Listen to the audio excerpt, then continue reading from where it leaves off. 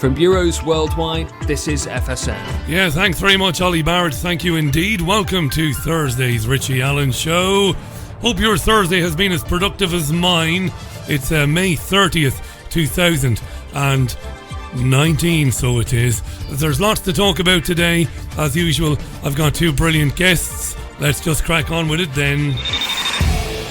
Welcome back to the most listened to independent radio show in Europe. It's your Richie Allen Show.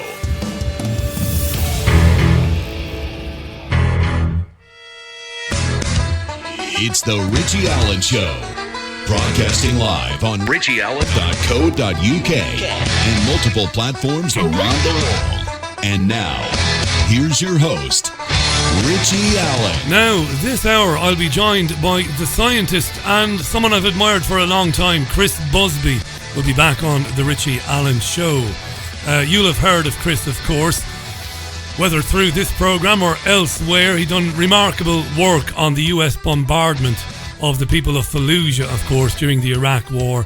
Terrific guy. He serves as the scientific secretary of the European Committee on Non-ionising Radiation Risk. And they've just published their guidelines in terms of the limited or the exposure limits to non-ionising radiation that people can tolerate before becoming seriously ill. That's hugely of interest to you and I. So they've published a report saying these are the limits in terms of our exposure to non-ionising radiation. It's fascinating. Chris Busby joins the programme live, I think, from Latvia this hour. And coming up in the second hour, the author, the blogger and the researcher Neil Sanders returns to the programme. And he's been running a series of blogs now for well over a year, looking into the financing of the alt-right. The financing, not just of the alt-right in terms of the alt-right media, but more importantly, the financing of the rise of populism around Europe. This is really fascinating stuff. Neil Sanders continues to explore this, and we'll hear from Neil in the second hour of the programme. There you are. Yes, good. If you missed my newspaper review, my little broadcast, which I'm going to do every Monday to Friday, you can catch it on YouTube. I will be doing it every, as I said, Monday to Friday at 9:30 on my YouTube channel. I'll be looking at the UK's daily newspapers and discussing them. That's all, no big deal, but it seems to be going down reasonably well. So we'll continue to do it. Why not? Shall we? Look at what's in the news today. 'Tis a mad old world we live in, isn't it? Isn't it mad, dear listener? 'Tis mad. You know, there's very heavy weather in parts of the United States at the moment. And on Monday, Fox 45 had to cut local broadcasts in Ohio to tell people in Ohio that a very severe tornado was on the way and they needed to be careful about that. But they interrupted a program called The Bachelorette, which is a reality television program. And rather than be grateful for the tornado warning, where it was going and the severity of it, people got pissed off and got very selfish about it. The Fox 45 weatherman wasn't impressed at all. We're not going back to the show, folks. This is a dangerous situation, okay? It's nice, right? Think about this. This was your neighborhood. I'm sick and tired of people complaining about this. Our job here is to keep people safe, and that is what we're going to do. Some of you complain that this is all about my ego. Stop, okay? Just stop right now. It's not. I'm done with you people. I really am. This is pathetic. Yeah, people. Selfish individualism. Reality television. Reality television is entertainment for fuckwits. And that's a bit strong, isn't it? But I don't care, it is. If you're watching reality television of any type, gypsy weddings or wedding dresses or Project Runway. Hang on, Richie, you seem to know a lot about these programs. I do. I don't watch them. But if you are watching them, if that is your television of choice, you are lost. It's all over for you. Give up. Your time has come. Did you see this in today's independent newspaper here in the United Kingdom? Headline, this is mad stuff now. Babies being racially abused in UK as hate crimes against children are recorded every hour. Headline: babies now being racially abused in UK as hate crimes against children recorded every hour. What kind of fuckery is this? Hate crimes against babies. A new vulnerable group. Although babies are vulnerable by nature of the fact that they are babies, right? They're vulnerable anyway, God love them. But that's the claim in The Independent. What's it about then? Brexit, of course. It's about Brexit. Because apparently children are being racially abused over Brexit. And the research that has led to this claim, and the researchers are warning about rising hate crime.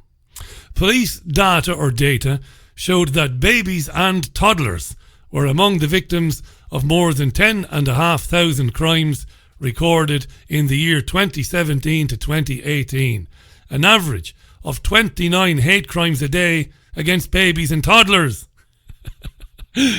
So the National Society for the Prevention of Cruelty to Children said the figure has rocketed in the past 3 years by 20%, mirroring a rise in hate crimes across all age groups.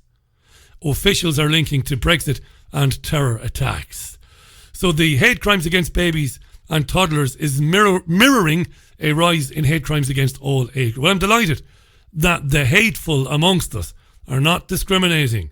They will hate everybody, including babies. But that story did say, and does say, hate crimes against babies are due to Brexit. What kind of fuckery are you? Dunno. 79% of all babies surveyed in a Comres poll said they would vote Remain if the voting age was lowered to 6 months.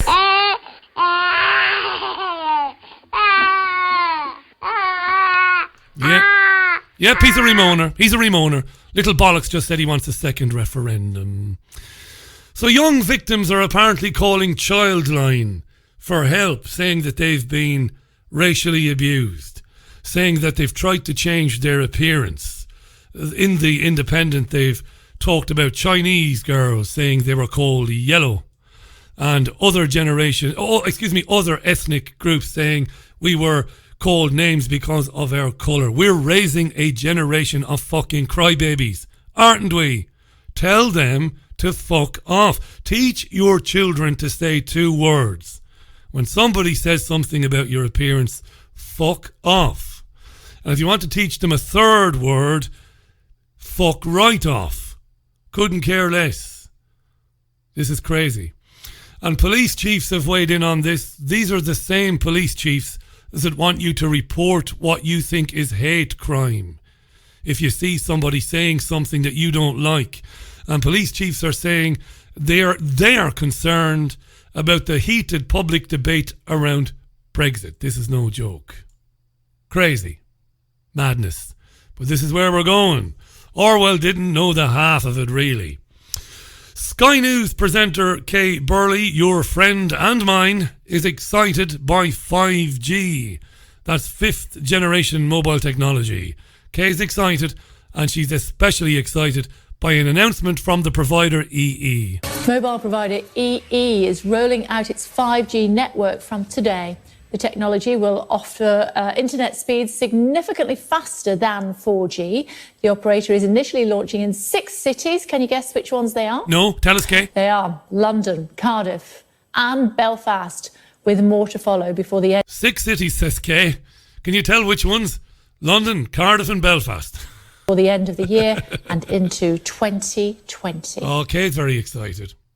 So, no mention from Sky that in Belgium last month, as we reported here, the government stopped a 5G test because of fears about radiation. Switzerland has also started to delay the rollout of 5G. It really has. And it's going to create a radiation monitoring system.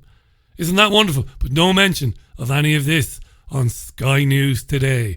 Kay's more concerned about the financial cost to the consumer.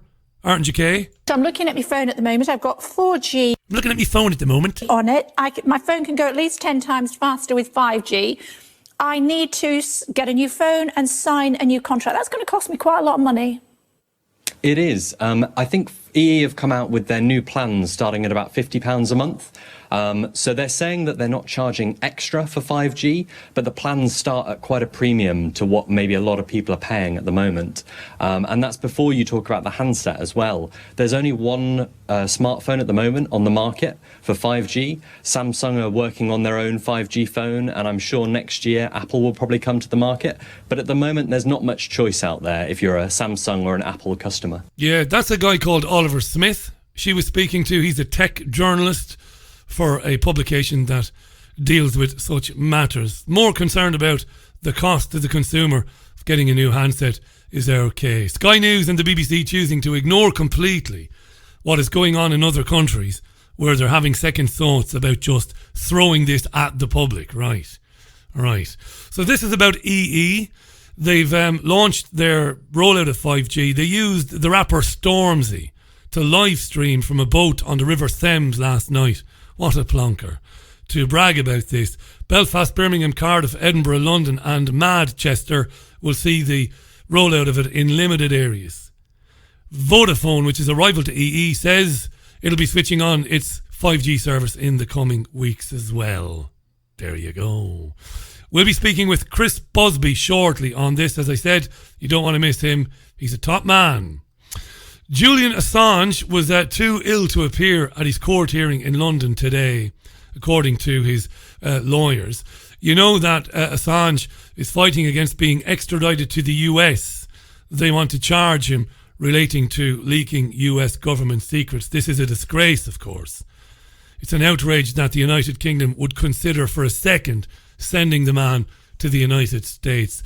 He was due to appear at his case management hearing via video link this afternoon from Belmarsh Prison, but his lawyer Gareth Pearce said that he wasn't feeling very well. In fact, it seems that he's a lot worse than not feeling very well. Assange has been moved to the medical ward in the jail. Here's WikiLeaks ambassador Joseph Farrell with the latest. What we know is that he was put on the medical ward at Belmarsh. The fact that they did this, that they put him on the ward, speaks plenty in itself. You know, being in a higher security, maximum security prison is difficult for anyone. But Julian spent 7 years confined in the Ecuadorian embassy before that, without medical treatment, without hospital medical treatment. So he's gone in at a worse stage than most people might think. He's not in a good way at all, but then again, he wouldn't be having spent so long in that one room in the Ecuadorian embassy over 7 years. So the Justice Department wants to charge him with receiving and publishing thousands of classified documents about the war in Iraq and Afghanistan. The WikiLeaks publications, of course, were embarrassing. I mean, many of us knew what the United States was getting up to, what the UK gets up to, but millions and maybe billions of people didn't know. And they want to prevent people from doing things like that in the future. So there you go. Here's an interesting one for you. Disney might be pulling productions from the state of Georgia over abortion law changes. Bob Iger is the chief executive officer of Disney, and he said that Georgia's controversial new anti-abortion law would make it difficult for the company to keep on filming there. So, what has Disney filmed in Georgia anyway? Well, it turns out more than a bit.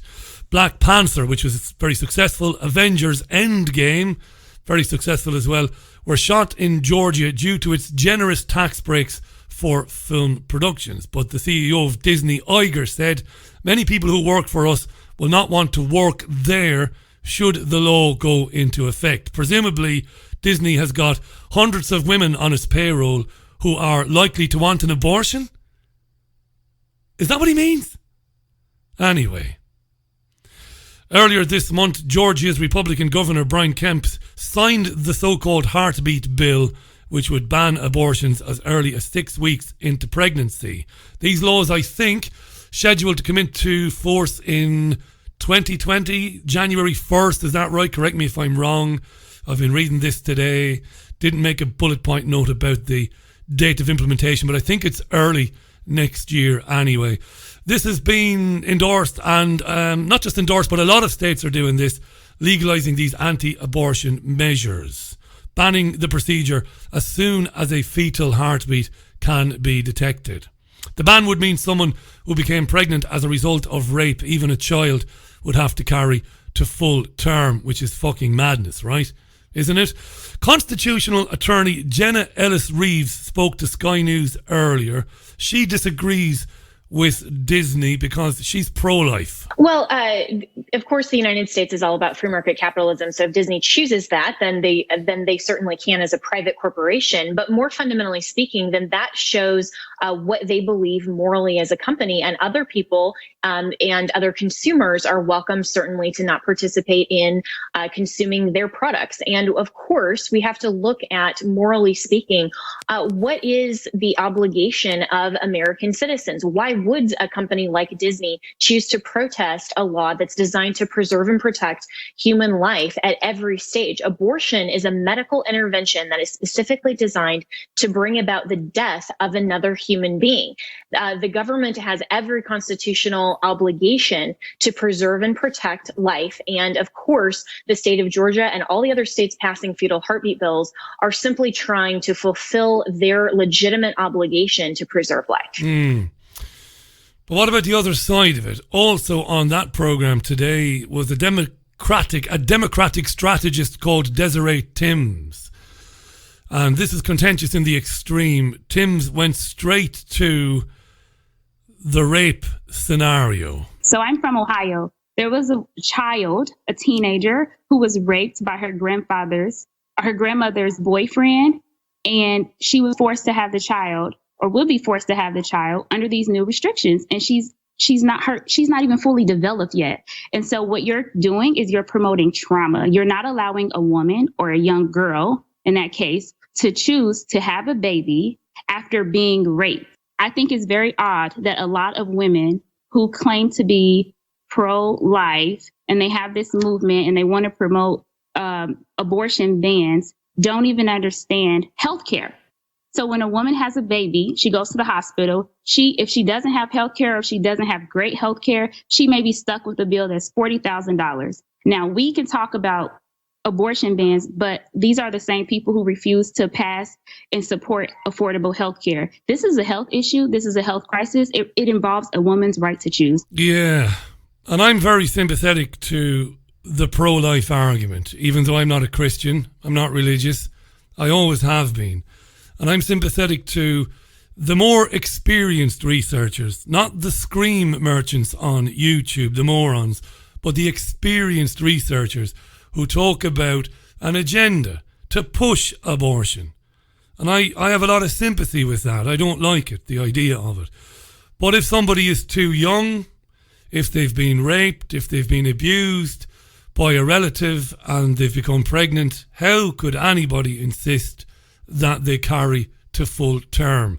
The pro-life argument against that is the baby didn't commit any crime. But I get accused of sitting on the fence all the time. I don't. I just try as much as I can to keep my opinions out of it. Even though the monologue is basically a slew of opinions, right? Okay. But generally I like to be as objective as I can be on the notion that a young girl or a woman could be forced to carry to full term a pregnancy that was a result of a sexual assault. That's beyond madness to me. But that's just my opinion. You might have other opinions. Before you jump down my throat, I've just said I have enormous sympathy with those who have researched this particular subject from the point of view that there is an agenda, undoubtedly, to normalise and to push abortion and to make it simple and easy. And these people often ignore the fact that it might not be the best choice for the woman and there might be other options for her. I'm very sympathetic to that as well. But anyway, 22 and a bit minutes. 22 and a bit, there you go. You don't hear that too often. 22 and a bit minutes past the hour. It's the Richie Allen Show for Thursday, May 30th. Got to pronounce your THs, boy. THs. Now, Chris Busby, thankfully, has dropped in and said, hi, how you doing, Chris? He'll be with me in about 2 minutes' time. This is really important stuff, by the way. Hi to John Parsons. How you, John? What amazes me, Richie, about Assange's revelations is how little people seem to care.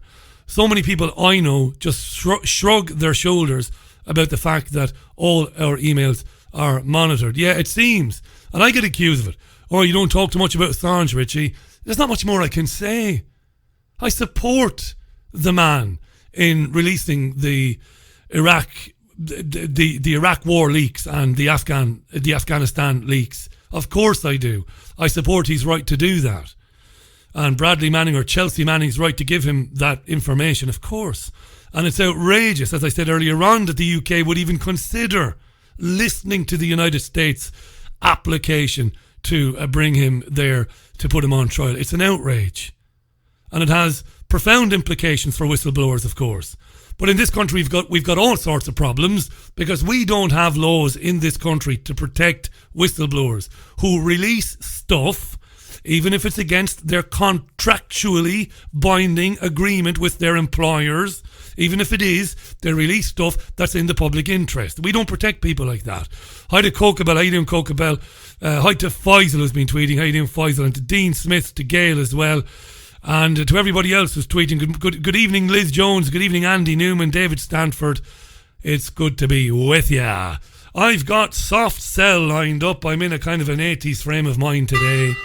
So we'll have some Soft Cell then. And in a couple of minutes, Chris Busby joins the Richie Allen Show. Don't miss him. Welcome to the show. Yeah, just a smidgen of Soft Cell and Tainted Love on the Richie Allen Show. Thanks for tuning in. Good to be with you. A lot of tweets there. Good to see the tweets. A lot of excitement about Chris coming back to the programme because this is a very important issue. It's been on Sky News and the BBC all afternoon about EE. Before we say hi to Chris again, here's a question for you. Who advises governments on the health impact of exposure to non-ionising radiation from cell phones and electromagnetic fields? Who advises? Well, it's an organisation called the International Commission on Non-ionising Radiation Protection, or ICNIRP. It isn't independent, I've discovered, or at least not independent of the industry. Indeed, the industry partly finances it. Not good, I would have said, but that's me editorialising. Let's get straight on to Chris. Chris is a scientist. I've told you before, I've admired him for many years, since I first heard of him when he reported on the effects of the US bombardment of the people of Fallujah and the environment there. He serves as the scientific secretary of the European Committee on Non-ionising Radiation Risk, and he joins me now from Latvia. Hey Chris, thanks for giving us your time. How are you?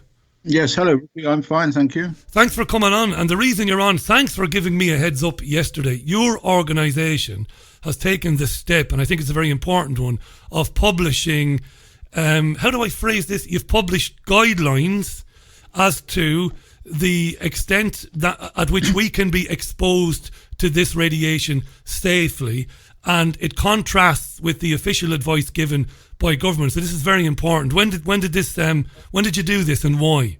Well, we started to do it last year in 2018. We started to look into this issue because for what's been happening, as everybody knows, is that the exposure to non-ionising radiation in the radio frequency spectrum, which is about what we say 1 gigahertz, around about 1 gigahertz to 2 gigahertz.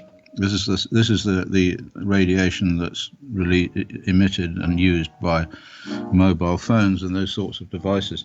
If you like, the concentration of this radiation in the environment has been increasing and increasing and increasing, and people have been using more and more phones and becoming exposed to this radiation more and more. So there's a sort of exponential increase in exposure which has occurred. And in the last year or two, there have been studies carried out on rodents, on rats, which have been exposed to these radiations for their lifespan. One of these studies was done in Italy, and the other one was done by the National Institute of Health in the United States. And both of these studies showed that if you exposed these rats to the sorts of level of radiation that people could be exposed to under the current laws, they develop all sorts of serious health effects, including tumors and The other important thing that is developmental defects in the babies. What that is to say, small birth weights, not congenital malformations, but small birth weights. So, and in addition to that, over the last 20 years, there's been a huge amount of research that shows objectively shows problems with the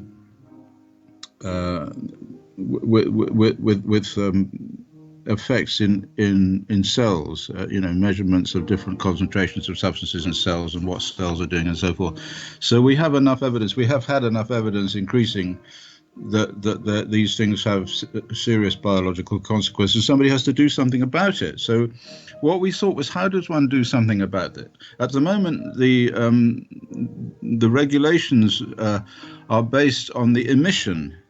So so in other words, they say that you can't have a device which releases more than a certain amount of energy in terms of watts per kilogram. So they say that, for instance, the rule now from ICNIRP is that no mobile phone should have more than 1.6 watts per kilogram. A watt is a unit of power, as you know. So in other words, these things are emitting power into a kilogram of tissue, well, mostly into your head, in fact. But controlling them to that end doesn't help you when you're talking about the total amount of energy that's emitted into your head. You see, this is what we decided. Now, in the early days of ionizing radiation, way back in the 50s, it's a very similar sort of story, really, because at the beginning of ionizing radiation, it was fairly quickly realized that ionizing radiation caused cancer and a whole range of genetic damage. And so there had to be some kind of way in which it could be assessed. And so they worked out the concept of dose. So because obviously if somebody punches you once, and then they punch you again and they punch you again, your injury will be proportional to the number of times you've been punched. Yeah. So it's no good just regulating it on the basis of how heavily somebody can punch you. So nobody can punch you more than this, with this sort of power. You want to know overall how many times you've been punched. So we developed a new unit called the NRAD, the non-ionizing radiation absorbed dose, which is rather like the same unit that was developed for ionizing radiation. And that immediately enabled us to transfer the effects of the rat studies over to humans and to devise an exposure dose limit. And that's what we've done. We did that in December 2018, and we put it up on the internet for people, for interested parties to get back to us, and a number of people did. And we waited 3 months, and then now it's 5 months, and we then decided to provide the results of our deliberations as a dose limit, which people shouldn't be allowed to, by law, if you like. It's an advisory thing. That above this dose limit, they're likely to suffer serious biological damage, including cancer. Let's talk about NRADs now, because I've got the recommendations in front of me. So Chris Busby is our guest, folks. I will publish links to where you can read this for yourself on Twitter before the end of the programme. No adult shall be exposed to more than 50 NRADs per annum, so more than 50 NRADs a year of non-ionising radiation of frequency below and including 2 gigahertz. Now, Chris, you're going to put that for a numpty like me, if I can use the technical term numpty. You're going to put that. You're going to put that into English for me, my friend. Yes. What's an NRAD? And talk to us about 2 gigahertz. Well, when you sit in front of the fire and you warm yourself, you will get energy from the warmth from the fire, and that energy can be expressed in joules. And the fire output can be expressed in watts. So a watt is 1 joule per second. So if you sit in front of the fire for 1 second, and the fire is producing 1 watt, then you get, that's 1 joule per second. Okay, so that's what you get. So if you sit there for a long time, you'll get heated up more and more and more. So the point is that the number of seconds that you're exposed to this non-ionizing radiation will give you an accumulated amount of joules into your head. I mean, let's just start with that. So, I mean, we can go on also to people who are living in environments where you have a mobile phone tower, because that's another very interesting and important issue, because those people get exposed to this stuff for hundreds and thousands and millions of seconds. You see, they're there all the time. But if we just start with the mobile phone is, let's say, the law allows them at the moment, the ICNIRP laws allows them to release 1 watt per kilogram, okay? That's its specific absorption rate. So that's 1 joule per second per kilogram. So if you sit there and you're phoning for 10 seconds, that's 10 joules into your head. And if you're sitting there for 100 seconds, which is a minute and a half, say, then that's 100 joules into your head. Now a joule is a unit of energy, and in fact, they're 4 joules per calorie. So a calorie is the amount of heat necessary to raise the temperature of 1 cc of water by 1 degree centigrade. So obviously something is going into your head, which is doing something inside your head. And the longer you sit there with your phone next to your ear, the more energy is going into your head, and the more things will happen in your head, you see. And this was the point about the rats, because the rats were there for their whole lifetime, and all the watts from the emitters produced lots and lots of joules which went into the rats, and that caused the cancer. So we were able to take the rat studies and convert those numbers of joules into a limit which we could apply to human beings by using a precautionary principle and dividing by 500. That's what we did. Because, I mean, we say 1/500th of the amount of dose that can cause cancer in a rat. Actually, I mean, this was just a guess, but it was very similar to the guess that was used by the early ionizing radiation people when they divided the amount of, same sort of thing, the amount of energy from ionizing radiation by a factor of 500 to produce limits for internal contamination in 1952. So all this sort of thing has been done before. So what an NRAD is 1 kilojoule. That's 1,000 joules per kilogram. So 1 NRAD is 1,000 joules per kilogram. So we're saying that no adult in a year should get more than 50,000 joules of energy from the radio frequency into a kilogram of their body. Could you possibly guess at how many NRADs the average man who's using a mobile phone a lot might be exposed to now, Chris? Just to give us that, just so we can make that juxtaposition. What do you think today? Yes. Well, we did do that. In fact, if you look at the table, I've got all the tables here. I'm terrible, Chris, at looking at tables. Go on. Yeah. If you look at table 2, you see that at the frequency of 2 gigahertz, that's the standard one. I mean, the higher frequencies are the ones associated with 5G, so it gets much more dangerous with the higher frequencies. But if we stick with the 4G, what's happening at the moment, the annual limit is, as you said, was set at 50 NRADs. And that gives you a daily exposure limit at 1/5 of full power, because we're assuming that these things don't work at full power all the time. So this is quite a reasonable assumption of 12 minutes, you see. So what we're saying is that nobody should use one of these high power mobile phones. You know, this is like the smartphones, those things. They shouldn't use them for more than about 12 to 30 minutes a day. Wow. And if they do, they're likely to suffer harm. Now, the thing is, of course, they use them and they think, ho hum, you know, they don't suffer harm. They might feel a bit dizzy if they hold it to their head for a long time, but they think, well, I'm just feeling a bit dizzy, who cares? The problem is that these cancers and these effects, which are essentially genetic, are downstream effects. So they can take 20 years to emerge. We found that with the ionizing radiation. Somebody gets exposed to ionizing radiation, a nuclear test veteran or somebody on Christmas Island, like 20, 30 years later, they have a higher incidence of all kinds of cancer. So what we see here is the most terrifying potential public health hazard, which is why we weighed in with all of this stuff and raised this issue. Because the truth is that, I mean, you can argue about the levels that we have decided, to use limits. But the fact is, nobody has done this. I mean, no state organization or business organization or anybody has actually addressed this problem. There are no environmental risk assessments at all.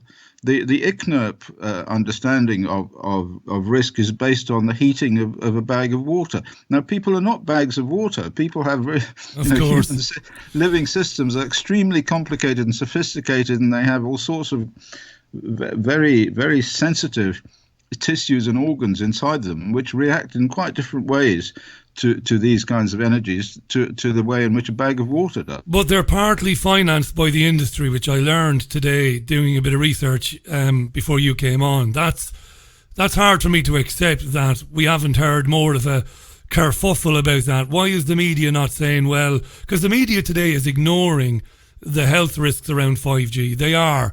Now look, the BBC and Sky News are talking about EE today, and they are not mentioning the fact that at least 200 scientists, qualified men and women like yourself, are saying, hang on a second, this could have profoundly negative consequences for people's health. They're not doing that. There should be an absolute outrage that ICNIRP, the International Commission on non-ionising radiation, is partly funded by the people who make these devices, Chris. Well, it's not. Well, this is nothing new, Richie. Yeah, I mean, people don't know this. What we have here is the same sort of thing that we've all come to realise exists, which is that the government is advised by physicists who have connections with industry, and in fact all universities now have connections with industry. And if anybody gets, I mean, I can get away with this sort of stuff because I don't have any job. No university can say anything to me. I can more or less say what I feel is right. But if you're a scientist working in industry, if you're somebody working in a university, you're not going to get any research grants if you start coming out and saying this stuff is dangerous or even might be dangerous. Never mind about is dangerous. I'm saying it is dangerous. But the point is that the government cannot show, or the ICNIRP cannot show that it's not dangerous. Now, in a situation where we have the European Union saying that there is such a thing as a precautionary principle, I mean, this is encapsulated in European law. It seems absolutely outrageous to me that they can trot out something that hasn't had a proper environmental impact assessment by independent scientists.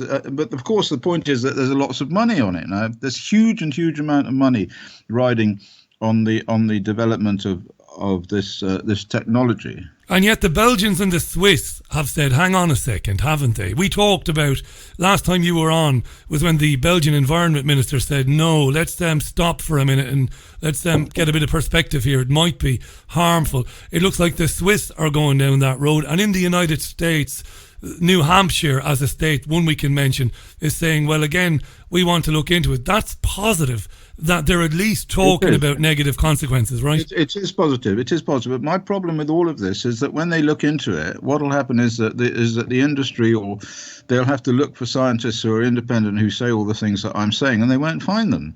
They'll try. What will happen is that in the end, I mean, this has happened to me lots and lots of times with ionizing radiation. Is you get a committee up to advise, in my case, on internal radiation, okay?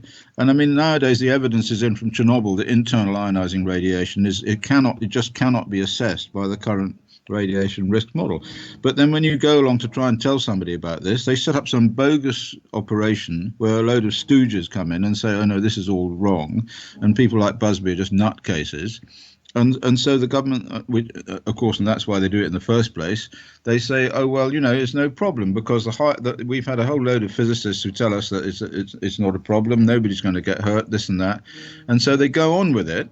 Of course, meanwhile, objectively, if you look at the cancer rates and if you look at the rates for the kinds of tumors associated with, putting mobile phones to one side of your head or the other, or tucking them down between your breasts or whatever it is, absolutely unequivocal evidence that these things are causing cancer, they just ignore it.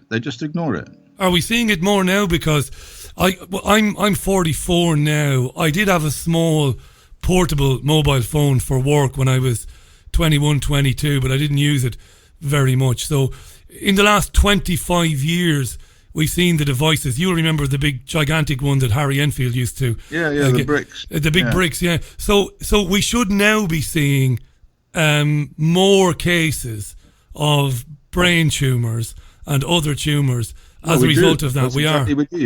You've only got to look at the cancer registry's data to see that we do see all of those things. And no media, Chris. I spend a lot of time on this programme talking about that.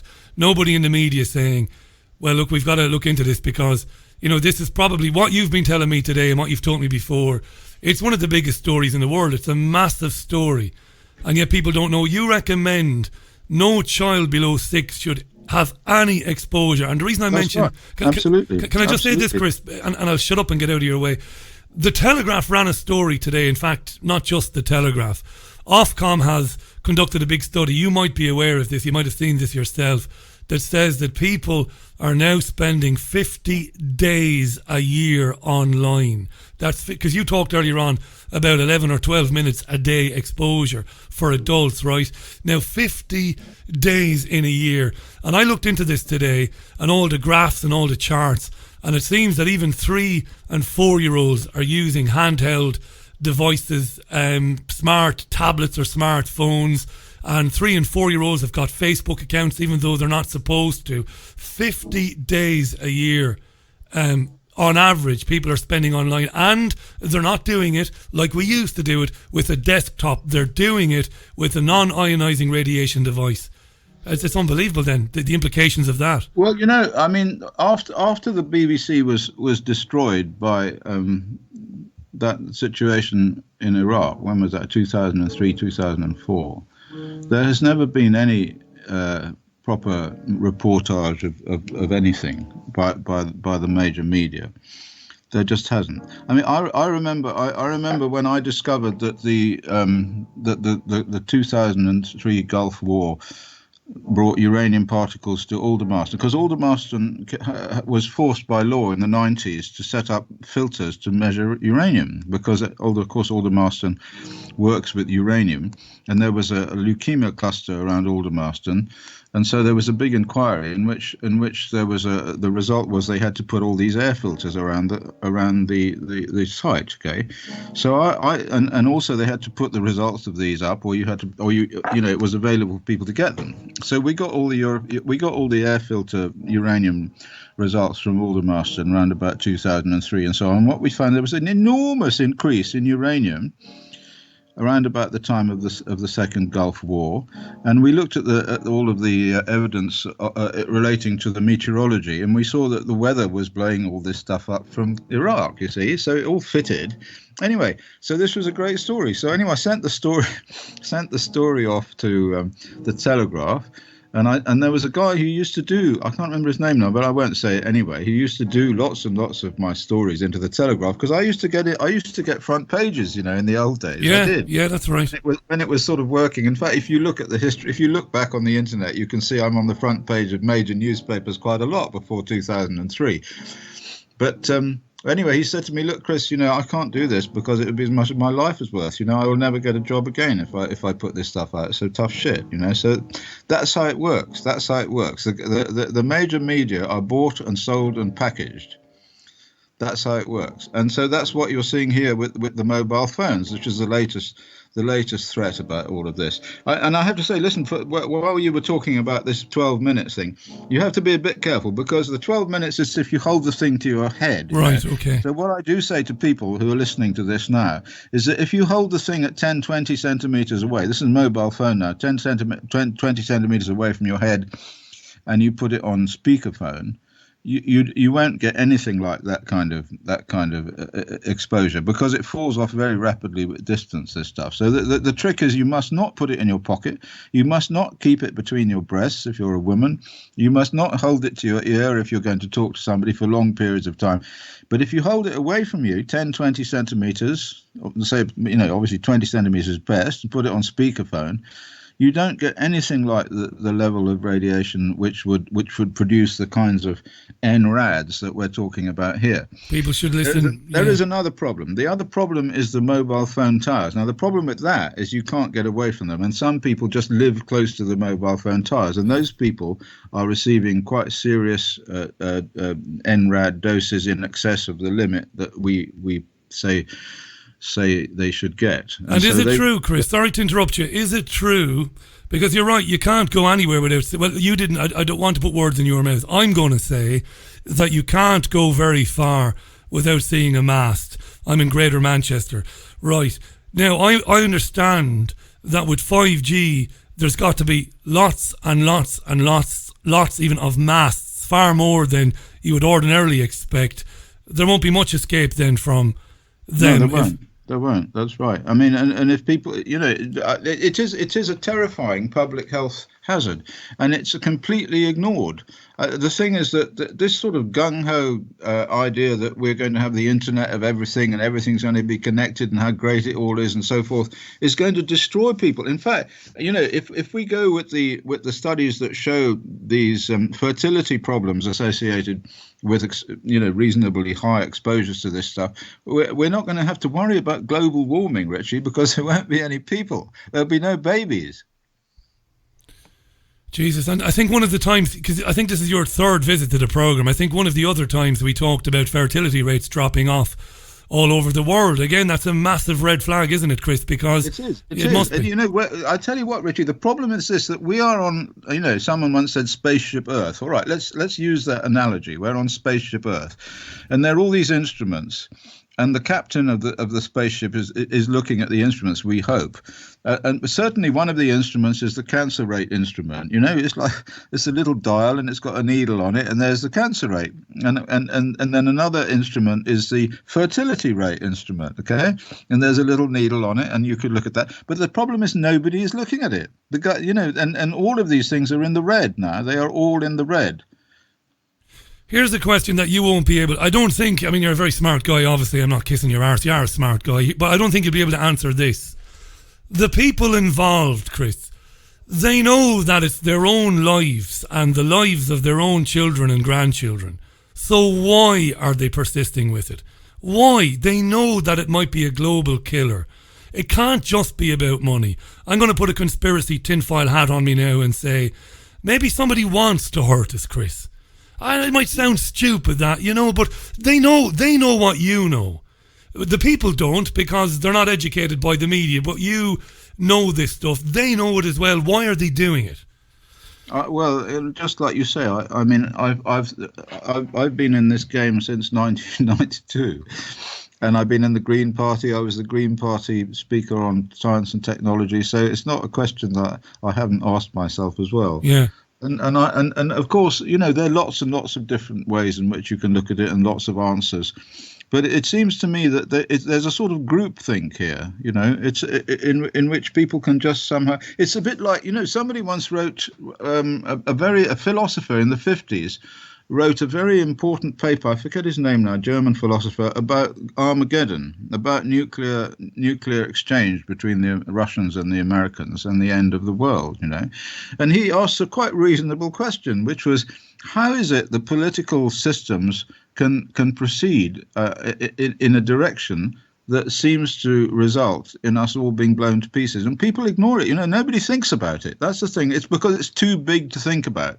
So it sort of overwhelms your ability to make decisions. So you just put it to one side. Your mind just can't encompass the idea of us all dying because the radio frequency radiation destroys the eggs and the sperms, and there are no more babies. But we've seen the cod in Newfoundland disappear. There are no cod in Newfoundland. That's it. One day they went out fishing and there weren't any cod. And we're seeing all that stuff in the Pacific now. Those people who go out fishing in the Pacific, there are no fish. And so at some point there's going to be no people. That's the problem, and nobody can do anything about it because it's such an overwhelming concept that they don't seem to be able to sort of encompass it in any sort of way in which they can deal with it. A quick question from a listener, and then we'll wrap up in a minute. I want to thank you for coming back. Dean tweets.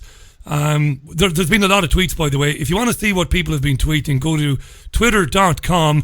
where it says search Twitter, put Richie Allen Show, all one word, press enter, and you'll see we've had dozens of tweets on this. Chris, Dean says that he uses orgonite pyramids next to devices. A lot of kind of alternative and natural remedies. And the orgonite pyramids, he believes they might reduce exposure. Have you ever heard of that? I think I've heard of all sorts of ways in which people try to reduce exposure, but I have to say I don't think any of them work. Well, your way is the best way, right? Keep the bloody thing away from your head. The best way to reduce exposure in any situation is to run away, okay?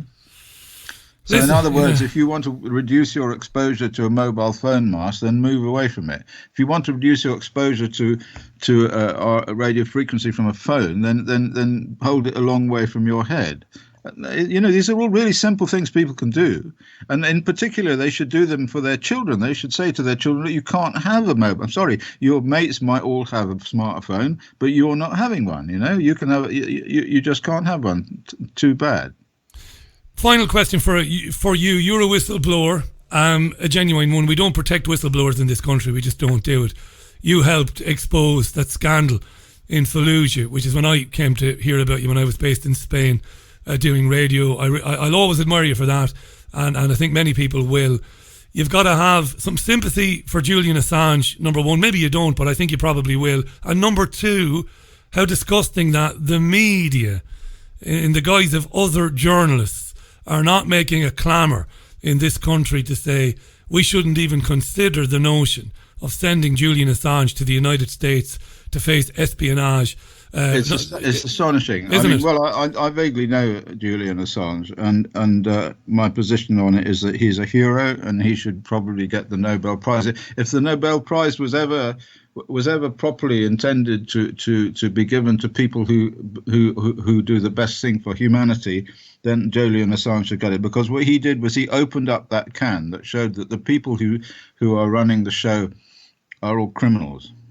Chris, thanks for coming back today. I know you're busy, mate, and I really appreciate it. It's one of the most vital, if not the most vital thing that we're talking about this year or any year on the programme. I will, of course, publish links on Twitter and on Facebook to where people can read the studies. And I just wish you Godspeed, mate, and thanks for coming back. Okay, Richie, cheers then. Always a pleasure. Bye for now, Chris. That was the brilliant Chris Busby, live on the line to us there from Latvia today. The time is exactly 5.5 minutes to the top of the hour. A lot of tweets on that. Remind me. No, I will. I'll make a little note here, because I have said before I'll put the stuff on Twitter, and then at the end of the programme I've forgotten, but I won't. But look, Chris has put his own video on YouTube anyway. Maybe I'll put a link to that. By the way, Barry Trower is coming back on the programme next week, I think on Monday. And he's coming on, Barry, the former Navy weapons expert and expert in all things electromagnetic as well. Barry wants to do a Q&A. So he's going to come on the programme on Monday, and he's asked me to put it to you that you can send me questions through the website richieallen.co.uk or on Twitter on the day. Any questions you've got about this technology or anything else, and he'll answer them one by one in an extended conversation on the programme on Monday. That's Barry Trower there. I know Cliff Moore, who's listening to the programme today. How you doing, Cliff? Cliff will be glad to hear that Barry is back on the programme. It's been quite a while since Barry was on. I'm looking forward to having him back. You are with the Richie Allen Show. It is live on Fab Radio 2 in Manchester, triggerwarning.tv, my website, richieallen.co.uk, and lots of other places. Tune in radio. Let me give a plug to something that's very important. I hope Mark Windows is listening, because Mark got in touch with me today, as did Piers Corbyn, and I meant to mention this at the very beginning of the programme, but I'm mentioning it now. And I want to say hi to Mark Windows as well, Piers Corbyn, and to Sandy Adams. Mark, Piers and Sandy will be bringing the bigger picture talk this Saturday to the King Arthur pub. Right? Now, where is that, by the way? I mean, let me just bring that up there now. That's typical of Windows. He's eccentric, is Mark. The pot calling the kettle black there. Let me find out where the King Arthur pub is, because I'm guessing there's plenty more. Listen, go to windowsontheworld.net and I'll figure out where it is, because I got a message from Piers earlier on from Piers Corbyn, and Piers is eccentric as well, another genius but quite eccentric. They are at the King Arthur pub. Where is it? In Glastonbury, of course. In Glastonbury from midday this Saturday. So in 2 days' time, Piers Corbyn, Mark Windows and Sandy Adams will be at the King Arthur pub in Glastonbury to give a talk on the bigger picture about the Global Action Plan. This is massively important. Tickets are only a tenner, and that only covers the cost of hiring the venue. These are the real deal, these people, right? Mark Windows, Piers Corbyn, Sandy Adams, this Saturday, June 1st, at the King Arthur pub in Glastonbury. Tickets are only a tenner. Go to windowsontheworld.net now to get a ticket. Right, there you go. I'm just sending Mark a little message on Skype there. Because I do have a mind like a sieve, you know. I have a mind like a sieve. Windowsontheworld.net for more details there. If you're in that area, do not miss that. Get down there and say hello to Pierce Corbin, Mark, and to Sandy Adams as well. It is 2 minutes to 6. Alrighty. I've got some music from the Trogs. Lovely. Coming up in a couple of minutes, Neil Sanders back on the Richie Allen Show. Yeah, the Trogs and Wild Thing on the Richie Allen Show. It's exactly 6:01. It is Thursday, May 30th. Don't forget, tomorrow morning, Friday, I'll be with you again. But I'll be on my YouTube channel at 9:30 UK time. That's British summer time. I'll be looking at tomorrow's papers for about 30-35 minutes tomorrow, Friday. That is a regular feature now, Monday to Friday. Do you like that? You do. Do you like that? You do. Maybe you don't. That's all right too. That's all right too. Where are we? Let's get our next guest on the line because he's an amazing guy.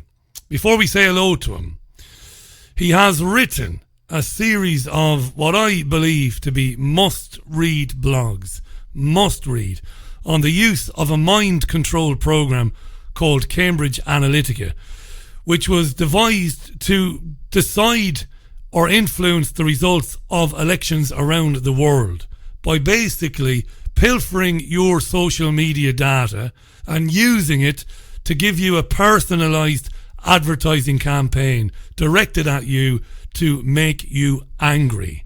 This is true.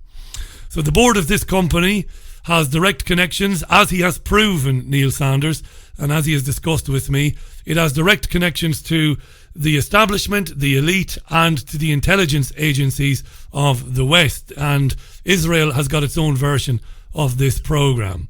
Now, I believe Neil Sanders has offered hard evidence that they've actually altered the results of elections. And indeed, they promote populist even, candidates in Africa, Europe, India, everywhere. But even more controversially, although I believe he's onto something, he believes that this group bought up alternative media personalities, the heroes of the truther industrial complex on the right, and their platforms, because they look like they're anti-establishment, but in fact they are financed by the very same elites they claim to oppose. And he's named them: Breitbart, Rebel Media, the Daily Caller, the Rubin Report, and so on, so on, so on. Hannity, Glenn Beck, Richard Spencer. We could be here all day. They claim to be independent, but they effectively shill for their right-wing candidate of choice, Geert Wilders, Le Pen, Orban in Hungary, Farage here, promoted by these alternative media sensations. And Neil Sanders, by the way, who you can read at neilsandersmindcontrol.com, and there's a lot of interesting information on there. Besides this, he's an author as well. His books are on there as well. Neil has been updating me regularly on this blog, and I've been reading it, believes that the main financiers of these mind control and propaganda programs appear to be connected via a think tank called the Heritage Foundation. Let's welcome back to the program Neil Sanders. Neil, I hope I did you some justice with that summing up. How are you? I'm very well, thank you, Richie. No, it was incredible. Thank you. You've pretty much done my job. Thanks. No, I've not done your job, because there's a lot more to this than just my brief summing up there. Here's question number one for you. You must be, or maybe you're not, because you've studied mind control techniques in advertising and in so many other areas.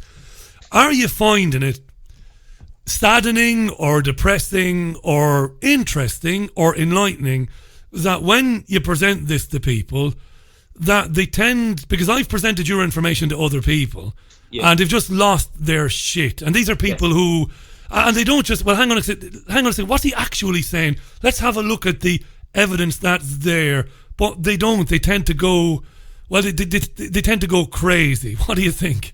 Well, I was talking to my friend about this yesterday, and I was saying I feel a bit like I've turned up at a child's birthday party, and I've noticed that the clown is a registered child molester. So I've told all the parents about this, and they're pissed off at me because I've somehow ruined the party. And it's like, yeah, I do understand the party would be better with a clown, but it still exists. In fact, he's taking one of the kids off to the tool shed right now. Like, yeah, so no, some people have been very receptive to it. Some people are very angry because I get it. Like the reason that this worked so well is because they took something that people really, really wanted and they offered it to them with no intention of actually fulfilling that promise, because they knew that the promise that they gave them was unfulfillable. And it's horrible. Like it was a con right from the start. Whichever way you know, it's a 2-horse race basically. And I'm very, very sort of aware of this concept that of like the EU, for example, being the stepping stone to the New World Order, and I'm very on board with that because of, you know, fine journalism like people like David Icke and yourself that have brought that to our attention over the years. Now, my concern with this is that basically if I know and you know and it's on the internet, then the people who manufactured that theory know that we know. And so it's entirely plausible that they might try a different tactic to achieve exactly the same outcome, which is essentially New World Order by piecemeal, which is appealing to everybody's sense of disenfranchisement and loss of control and offering them a concept of nationalism and individualism, which is very, very strange because, as you pointed out, all of these people, Orban, Salvini, Le Pen, Wilders, Farage, they all have exactly the same agenda, which is essentially privatization of industry, rolling back of environmental rights, stopping immigration, and rolling back of workers' rights, and very possibly more sort of Christian evangelistic sort of things like banning abortion and that type of thing. And they're also very anti-LGBT. Now, where's the individualism? Why aren't they promoting like what's great about England? Why is Farage never promoting what's great about England? Because there's fabulous things about England. It's a fabulous, fabulous place. But they never talk about that. All they talk about is this mysterious, swarthy other that's taking away from us. It's the psychology of fear, and they're presenting themselves as like this. They're white knighting essentially, like they're basically saying, "Look, we'll protect you from this, and we will offer you something in return." It's kind of like basically rolling around with a van and saying, "Hey kids, there's ice cream and puppies in the back of this van." And I really hate to be the one to tell you that I don't think there are any ice cream or puppies in the back of that van. I think at best there's rough sodomy. I found it very difficult early on. Now, I've never supported any of these people. I've interviewed many of them. Farage was a regular guest on my radio show years ago, before he became very big. Yeah. And I am a genuine old, not a social democrat, an old socialist. I know there'll be groans in my audience. They said, "Richie, you've said this a billion times, shut up." I have, but it's important for me to make the distinction. And, you know, I've worried for years about people that are semi-skilled or low-skilled, not unintelligent, but semi-skilled and low-skilled, and they find it difficult to get by. You know, and those are people like I represent and am represented by, because those are my friends and family and the people I grew up with. And I found it difficult to understand what you were saying. And I immediately, I think the first time we spoke, although I'm always polite and I enjoy a good debate, I immediately thought, now this is just horseshit. Neil is just another lefty. And he hates these guys. And that was my initial reaction. Yeah. And then I went, well, no, that's not true. What he's saying is right. Because, Richie, you know fundamentally that even though I will always be against political unions like the European Union, I know deep down that Farage, that Johnson, that Jacob Rees-Mogg, they couldn't give I'm going to swear, they couldn't give a fuck about people. They don't give a damn about working people. They don't give a damn about working communities. They don't. I know, I'm not saying they're evil, but they don't. And I had to reconcile that, and I had to say, Neil Sanders is onto something here. They're selling people what they want, but they're not going to give it to them, right? Yeah. I mean, I'm not saying this is the point. I'm not saying we can't have puppies and ice cream. I'm just saying let's not get it from the back of that van. Let's get a different clown. Okay, that's what I'm saying. I'm well aware of all the potential problems, but this is the point. Like, you know, it's been manipulated in a way that will not be beneficial for us. I'll tell you a good example that sort of brings up your point is recently with British Steel, right? You know how British Steel was knackered? Because of the shareholders due to privatisation, which was a policy of the Heritage Foundation and the Thatcher government and Reaganomics in the 1980s, directly from their mandate for leadership, which is the document that they present to every potential and president, basically. Now it's been destroyed by the shareholders. And what people like Farage have come out and said is, oh, the EU have stopped us from saving this. Now, don't get me wrong, I'm really, really like sympathetic for the workers of steel. I think it's appalling, and I think that there should be some sort of safety net to help them and to find them other jobs. But to suggest that the EU is stopping them is a bit disingenuous, because you can't do it under World Trade Organization rules either, unless you can prove that it's in the national interest, or you could renationalize the industry. So there are ways that the British government could help British Steel out. They just don't want to. They don't want to. What they're going to do is they're going to blame the EU rather than just say, yeah, we don't want to. We don't think this business is profitable anymore because the shareholders have destroyed it. Yeah, and you're telling the truth. Got to endorse that. I'd love to argue with you. You're telling the truth. You did say disingenuous. I'm going to give Farage a bit of credit here. It is partly down to, because it is European Union standard policy.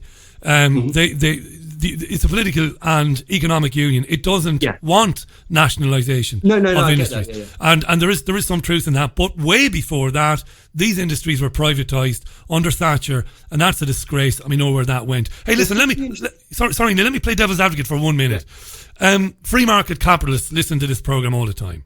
They do, because I maybe it's because I'm fair. I'll give anybody a hearing. They'll say, give over that now, you two arseholes. They'll say, when everything was run by the state, it was an absolute mess. Look at the state of British Rail for years. Look at the state of all these state-run industries. They had to be privatised. They had to be. That's what they will say. They were a mess way back when. Absolutely, but things don't have to be black and white or finite. This is the point. Okay, fine. So we'll find a better solution. Why don't we hold either the state or these companies to account to provide us with the better services, rather than just saying, oh, this doesn't work, let's try the exact opposite. Of course, there's problems with nationalisation, there's problems with privatisation, there's problems with the EU, there's problems with the World Trade Organisation, there's problems with all of these things. But taking sort of like really sort of finite, like immovable positions based on an assumption or based on sort of facts that perhaps aren't quite accurate anymore isn't going to move us anywhere. Really. Well, we could argue, both you and I would probably agree, these industries were deliberately run into the ground in order to pave the way for privatisation. Exactly. Let's be honest about it. That's the other point. And then you could take it further and go, okay, fine. But then when you've got sort of like a complete free market capitalism, you get into things what's going on in Venezuela at the minute, where the American government is basically trying to perform a coup so that they can take over or install a USA-friendly puppet in Venezuela so that they can control world oil prices. Yeah. Right. Do you know what I mean? Like, fundamentally, there's nothing like that. That's a capitalistic venture, but it's evil. I've interviewed some of the alternative media personalities. Mm-hmm. I've had Red Ice on. Mm-hmm. And I've interviewed one or two others, and I believe, I absolutely see where you're coming from, and it's a really interesting area of research that these people were somehow co-opted by the people at the top behind this movement.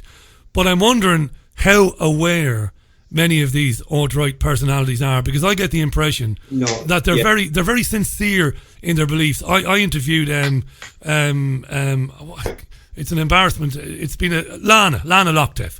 I had her on. We had a bit of a back and forth. I disagreed with her about most of what she was saying. It was interesting. It was polite. It was friendly. I believe that people like Lana are genuine. Not all of them, but they genuinely. They're Christian conservatives, and they believe it. They believe it. Yeah, totally. And basically, from Red Ice's perspective, absolutely, they see like this attack on the white race or the Islamification of Europe, essentially because they bought into the Mossad propaganda, and they've then got this wealthy benefactor, William Regnary, who's come along and gone, I like the cut of your jib, take some money. And of course they've gone, brilliant, this is fantastic, why would we not? Yeah. So I agree with you on 100%. There are others who are obviously just like in it for the money, who've like completely changed tactics and followed the right-wing crowd. This would have been the very easy thing to do about 5 years ago, is basically jump on the, everything's wrong and it's a new communist impression expression, which, by the way, is the prima facie fear of the John Birch Society, the Heritage Foundation, and the CNP. The CNP is mental, by the way. Oh, the other thing that's important about the Heritage Foundation, let me just get this in right from the start. Can I ask you one quick question? Because I really want, what I want to do, and I'm looking forward to this, I'm looking forward to just zipping my mouth and listening to you tell the story of the Heritage Foundation. But before we do that, I've got to put to you a point I put to you before, not to be boring, but it's got to be made. Look, I said on the programme last night and got one or two emails giving out to me for it from, I suppose, fellow socialists. I said, Richie, you shouldn't say this. And I said, look, I never saw the followers of Tommy Robinson, the old followers back in the English Defence League days. I never saw them as ignorant racists. I saw them as people from parts of the country, and this is not now to patronise them or to insinuate they're not bright, but I saw them as people from places that were ignored, people whose point of view, weren't they, right? And they saw what immigration from Eastern Europe and other countries joining the European Union, they saw the effect that it had on jobs that were there for semi-skilled or low-skilled or non-skilled workers. And this is a serious point. Immigration not properly controlled has had a devastating effect, because you and I think, Neil, I think we're fairly much cut from the same cloth. You know that real socialists from the 70s and 80s, they would have been very sceptical about immigration. Not because they hate brown-skinned people or they're xenophobic in any way, but they knew that it would make life difficult for the people living on their council estates, because those jobs would be competed for. And I don't think we can get away from that. We have to acknowledge that that's real. Whatever about Nigel Farage... Yeah, of course. But again, it boils down to what's the solution? Is the solution to stop immigration, or is the solution to perhaps try and help all of these people to, not be reliant on this terrible system where basically they're in a crab bucket at the bottom? Yeah. Well, here's another question. Here's another question based on that then. I get people who come on this programme, and I neither agree nor disagree. And deep down, I suppose, I don't think about it, because I'm an Irish immigrant in England. And my people, if we are a people, we're not an ethnic group. We're just ginger, pimply, spotty people from the west of Europe. We're far more than that. But we've gone all over the world. I mean, there's 4 million people back home. I think there's 25 million overseas. Now, the point I'm making is, I get people saying John Cleese is a racist. I'm like, hang on a second now. The guy comes from a time when people that looked like him and had similar interests to him were in the majority. They're not anymore. And whether we like it or not, whether lefties like you and me, whether we like it or not, a lot of people feel like that. And I remember being in Brent in London with David Icke. We were making The People's Voice, and Brent was full of people of colour. And I didn't give a shit, Neil, and I'm not a virtue signaler. I didn't give a shit. But we met people, older people, and they did give a shit. Yeah, right. So what do we do with people like that? I don't know. Try and examine what it is that they're so terrified about. And, a lot of the time it's basically just difference. Do you know what I mean? There must be... everyone has that. What's wrong with nationalism? Well, nothing's wrong with nationalism. It's about how it's utilised. And if it's utilised into a very specific way that basically denigrates on other people to give you a sense of identity, which can then be bolstered in order to help the top levels of society. If you're in, that's why basically the intelligence agencies often use sort of far right groups like Combat 18, because you have a very, very sort of narrow set of principles. You know what's right, you know what's wrong, and you can't step outside of that. If you can be boxed together into something that's very, very very, very narrow like that, it can be manipulated against you to say, well, this is also part of this movement now. There's nothing wrong with nationalism at all. I've said this before, get out there and Morris dance, go out there and support your football team, go and do that. I have no problem with nationalism at all, but this isn't about nationalism. This is about this sort of mythic past idea that never really existed. Do you know what I mean? It's a harkening back to a sort of nostalgia of when things were better, and it ignores all the complicated issues like socioeconomic factors and basically says, you know what was different? Brown people. And that's where nationalism can be dangerous. I have no problem with nationalism at all. But it's like anything. It's like a love of a football team. Love of a football team's great. You know, when you love a football team so much that you're kicking someone to death just because they love another football team. Madness. But let me put a counterpoint to that, because you're right, it can become a dangerous thing. We've seen that in Nazi Germany and elsewhere. But I meet a lot of people, and I'm not a closet one, by the way. I genuinely don't, I don't see myself as a nationalist. I've not lived in Ireland for years. I'm certainly not an English nationalist. But I think I understand, I believe that it does something to people. Yes, over a period of years. Yes, that's right, because they're in a community. And this is what Cleese meant. Now, Cleese might be a racist. I can't speak for him. But I think what he meant was, I don't think, by the way, I think he was libelled by the media. They said that he was denying that people of colour are citizens. He never said anything of the sort. What he was saying was English people. And I've known many Pakistanis and many Sikhs in this country, and Pakistanis will say, we're not English. I thought, but your parents were born here, and your grandparents you were born here. Yeah, but I'm a British Pakistani, Richie. I think what Cleese was saying when he said there aren't any London, there are not so many English people in London anymore. Yeah. I suppose he's coming from that time when your communities were filled with people from your own ethnic group, people like you, and it's had a profound effect on people. It's not just blaming the other for your misfortunes and for your financial shortcomings. It's had a profound effect on people, seeing their societies and communities transformed into something that's kind of been foisted on them without their consent. Yeah, I mean, he also mentioned Russian money as well. So I think... Did he? All right. Yeah, he said that he did a follow-up tweet trying to sort of explain his position. He said, it's basically full of Russian money and poor people now. And I think you're right. I think he rather clumsily tried to simply explain a very complicated problem that can't really be explained in slogans in a satisfactory way. So yeah, I get entirely what you're saying. I just think he was a bit clumsy with what he was trying to say. Fair enough. Now, Neil Saunders is our guest. If you want to read this, and I can't recommend highly enough that you read it. You've got to read it. Go to neilsaundersmindcontrol.com. The blogs are brilliant.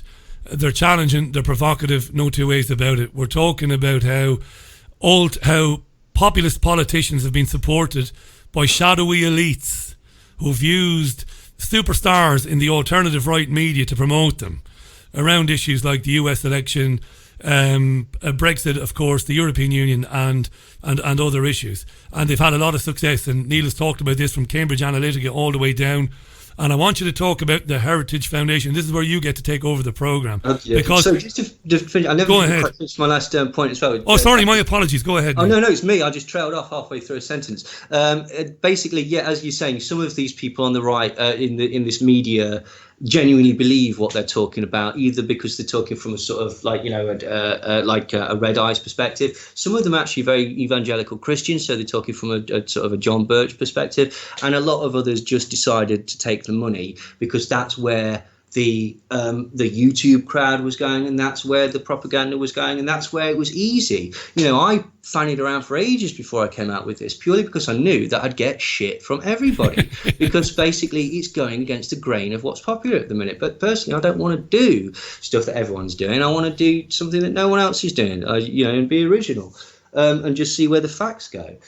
Right. Excuse me. The Heritage Foundation is the think tank that is essentially behind all of this. Well, there's one that's even further behind that, which is called the CNP. We'll start with the Heritage Foundation. The Heritage Foundation was formed in the 70s by Fred Koch, who's the father of the Koch brothers and Koch Industries, the sort of massive petrochemical industrialists. And a guy, and the Coors brothers. Now, the Coors brothers are actually the people behind the beer company, strangely.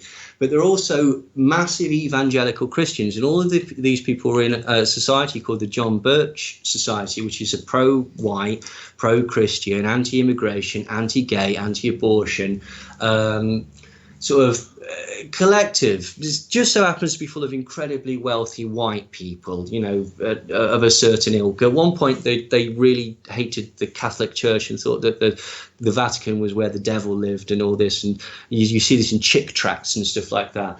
The other strange people that were helped found the Heritage Foundation was the Unification Church of Sun Myung Moon, which is also known as the Moonies. This is a Korean cult. Now, basically, this takes about 5 minutes to look into, but they were founded by the KCIA, the Korean Central Intelligence Agency. The Korean Central Intelligence Agency was run by the CIA. So essentially, the Moonies are financed by the CIA. Bearing in mind that the Moonies financed the majority of the Heritage Foundation, therefore you can see the direct link between the Heritage Foundation and the CIA. And therefore anybody that basically does anything for the Heritage Foundation, knowingly or unknowingly, is basically doing the whim of the biggest industrialists and the richest people in America on the right wing and the Central Intelligence Agency. And I've got a list here which basically sort of summarizes the whole thing. Cambridge Analytica was basically run by Robert Mercer. Robert Mercer is in the Heritage Foundation and the CNP, and it was also run with Steve Bannon. Steve Bannon is in the CNP and the Heritage Foundation. And the other sort of major influence on Cambridge Analytica was British intelligence. It is, as I say, a weapon of the British government. The Thatcher government based its policies on the Heritage Foundation's recommendation to privatise British industry. So British Petroleum, British Aerospace, Cable and Wireless, Amersham International, National Freight Corporation, Brit Oil, Associated British Ports, Enterprise Oil, Jaguar, British Telecom, British Shipbuilders, British Gas, British Airways, Rolls-Royce, British BAA, British Steel, Water, British Electricity were all privatised at the request of the Heritage Foundation. Wow. So that stupid meme that's going around saying 20 years in the EU and all of this was lost. It's nothing to do with the EU. On the contrary, it's to do with the people that want to take us out of the EU.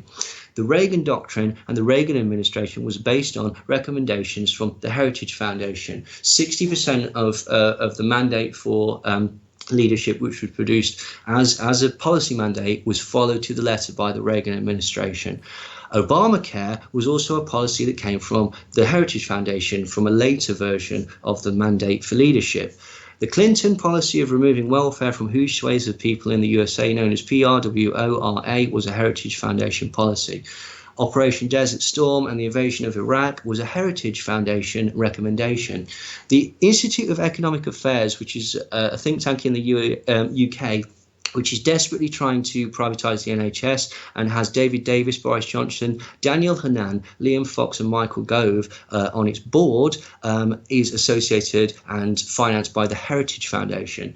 Turning Point UK, which is connected to Jacob Rees-Mogg and wants to privatise the NHS and arrange for UK to reduce its food standards to that of the FDA, which allows 20 maggots in 300 grams of mushrooms, is associated with the Heritage Foundation. Turning Point USA, who made a star of Candice Owens and Charlie Kirk, is financed by the Koch brothers, who are Heritage Foundation, and Betsy DeVos, who is Heritage Foundation.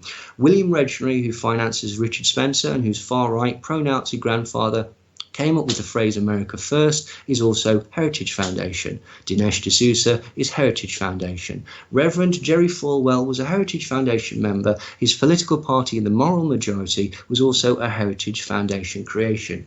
The Mont Pelerin Society, which is heavily connected to Leave EU, is financed by the Heritage Foundation. The Bruges Society, which is heavily connected to Leave.eu, is financed by the Heritage Foundation. ALEC, who helped roll back environmental protections in the United States of America and helped the Dakota Pipeline come back into existence, are owned by Koch Industries, which is Heritage Foundation. Donald Trump literally had to audition in front of the Heritage Foundation and later the CNP before they would back him as a candidate, and they listed the policies that they wanted him to enact. Trump's tax cuts for businesses was Heritage Foundation policy. Trump's rollback on workers' rights was Heritage Foundation policy. Recent moves to limit abortion is Heritage Foundation policy. Recent moves to lessen the social protections against LGBT people is Heritage Foundation policy. The attempted coup in Venezuela was part of Heritage Foundation policy to install a USA-friendly ruler who would give his OPEC vote to the USA so that they could control world oil prices. Bolsonaro in Brazil was elected with the help of Cambridge Analytica and then helped change the country's oil policy to favour the USA. This was a Heritage Foundation policy. The Atlas network of pro-USA think tanks, which is designed to interfere with South American politics, is a Heritage Foundation-run offshoot. Trump has so far installed over 60 members of the Heritage Foundation to key positions within his administration. Neil Gorsuch, Brett Kavanaugh, Betsy DeVos, Jeff Sessions, Scott Pruitt, Mick Mulvaney, Rick Perry, Mike Pompeo, John Bolton, Mike Pence are all Heritage Foundation, and they were all proposed for their positions by the Heritage Foundation. It makes the Bilderberg meeting, which starts today in Switzerland, it makes it sound, Bilderberg, it makes it look small and very benign by comparison. Bilderberg is where the politicians get together and discuss all of these policies and how they're going to implement them. But as I say, it comes from the CNP and the Heritage Foundation. Steve Bannon, Mike Pence, Kellyanne Conway, the Mercer family are all members of the CNP, which is to say it's a more exclusive level of the Heritage Foundation, which actually started by Tim LaHaye, who was the gentleman that wrote the Left Behind series of books, where basically everybody's left behind. It was a Nicolas Cage film. He is John Birch Society and also Heritage Foundation. AFP, which is Americans for Prosperity, which started the Tea Party movement in America, is Heritage Foundation. James O'Keefe and Project Veritas are financed by Robert Mercer and the Koch brothers, which is Heritage Foundation. In fact, James O'Keefe recently was revealed that Eric Prince took him to a private meeting of MI5 spies. Eric Prince is the gentleman that owns Blackwater and Betsy DeVos's brother. He took Project Veritas staff, including James O'Keefe, to MI5 to teach them how to covertly record people for their stings against people like Acorn and Planned Parenthood. Dave Rubin's financed by the Koch brothers via the Ayn Rand Foundation and a university which escapes my memory at the minute. Rush Limbaugh, Tucker Carlson, Sean Hannity and Laura Ingraham are all financed by the Koch brothers, which are Heritage Foundation, to keep certain stories down and hype others on their respective shows. Daily Caller is financed by the Koch brothers, which is Heritage Foundation. Rebel Media is financed by the Mercers and the Koch brothers, which are Heritage Foundation. Gatestone Media is financed by the Koch brothers and Nina Rosenwald. The Koch brothers are Heritage Foundation. Glenn Beck was financed by the Koch brothers, Heritage Foundation. Ben Shapiro is financed by the Wilkes brothers, who are a massive pro-fracking organisation. They also own PragerU, and they are also connected to the Heritage Foundation, as is Dennis Prager, who is the front for PragerU. And as I say, basically the Heritage Foundation was set up with money from the Unification Church. So essentially they're a CIA operation. They started in 1973. So I'm wondering, look, I'm not because I'm stubborn, because I'm not. I believe that the elite financiers of the world want the European Union to succeed, and I believe they want the UK to stay in it. I believe that, not because I'm stubborn. No. That's what I believe. But here's a question for you, because I think you've opened a can of worms in my head. Let me ask you this very quickly. Yeah. Could it be this organisation starting in 1973? We all know what was going on in Europe in terms of joining the European Union in 1973. Is this Heritage Foundation, has it been staffed by billionaire financiers and captains of industry because they fear Europe becoming something bigger and more powerful than the United States? That's a very interesting point. Yes, I believe that is entirely the point, is to reduce Europe's economic power so that essentially America is stronger. Part of it is on a very, very basic level is about destabilizing the Ukraine and Poland. There's massive. Remember Russia murdering the Polish government? All of that area. There's a huge battle between Israel, America, Europe, and Russia to see who gets Ukraine and Syria. Yeah. Why? Because basically they could run oil pipelines through it. That's right. Who's the oil guys? It's the Heritage Foundation. It's brilliant. It's Neil Sanders, mindcontrol.com. That's where you'll read this stuff and read it. It's going to take you quite a while. but read it. Neil's an excellent writer. I'm not just saying that. He's excellent the way he puts this stuff together. Read it. Put your belief to one side, like myself, that I believe the elites of the world want political unions like the European Union because it's easier to control everybody by dissolving national sovereignty. I will believe that till I die, not because I'm stubborn. And it's killing me trying to process this information. What is Farage at? And these people, what are they really at, these guys? Because guys like Farage should love the European Union. There's one there. There's a mind, if I can swear, fuck for you right there. Guys like that should love the Europe because it makes it easier for them to do what they want to do. I think. Well, this is the thing. Like, why is Nigel Farage setting himself up for a job where if he succeeds, he gets fired? Yeah. Like, well, the logic. There's two ways of looking at it. Either because he really, really believes in the cause, or because he's got something waiting at the end of it. You have to be open-minded. You have to put your bloody absolutes to one side and say, yes, I've got to listen to this stuff. This is fascinating. And I've read it, Neil. I have read it. I'm not lying. I've read it every time you've alerted me that you've released a new blog, that you've added a chapter. I've read it and I've cross-referenced the stuff that I didn't... Not that I didn't believe you, but I went. Hang on a second now, Sanders. And then I went and I cross-referenced it, and I found out you're telling the truth. This is mad stuff. I want people to cross-reference it. I want people to take. I don't want people to take my word for any of this, right? Because that's entirely how we got into the situation. This is why we're in a mess at the minute, because basically people aren't bothering to check stuff. Have you seen that crap thing that goes around as the Lisbon Treaty comes in 2020, and this is what's going to happen? We're going to have to be forced to adopt the euro, and blah blah blah. It's like. I'm off with a bad back at the minute, so I had the time to go through that. Every single point in there is false. And the one that I always say to people is what it says about the euro is the mirror opposite in the Lisbon Treaty, which, by the way, came into play in 2009.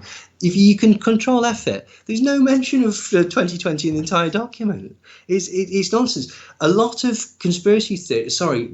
a lot of propaganda relies on you not checking the source. Right, and that's the problem at the minute. That basically propaganda is being pushed as conspiracy theories, and it's being dangled with that carrot of here's a little bit of truth, because that's how propaganda works. Well, you're the mind-controlled expert, because while all this is going on, devices are changing our behaviour. When I say devices, programs are being driven at us to make us more inward-looking and more narcissistic, so that we come to marry our opinions.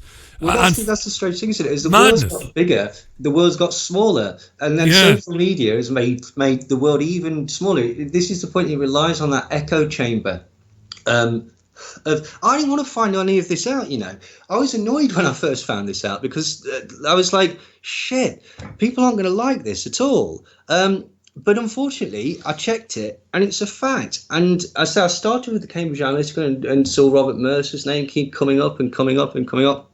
And then you see Nigel Farage acts as the conduit between Aaron Banks and Robert Mercer to get Cambridge Analytica to help Leave.eu. And then they connected them together with the other one. What are they called? Vote Leave. Vote Leave, yeah. Dominic Cummings came up with that fabulous slogan, "Take Back Control," which was perfectly in line with Cambridge Analytica's quizzes that they'd been doing basically since about 2014 that suggested that people do feel like they've lost control, and they do feel like they're being invaded, and they almost like a very good horror film will take those sort of innate fears like isolation, an invading horde, anything like that, and they'll use that to sort of prick your sort of amygdala without you actually knowing. This is why like films like The Shining and Alien and that are so successful, because they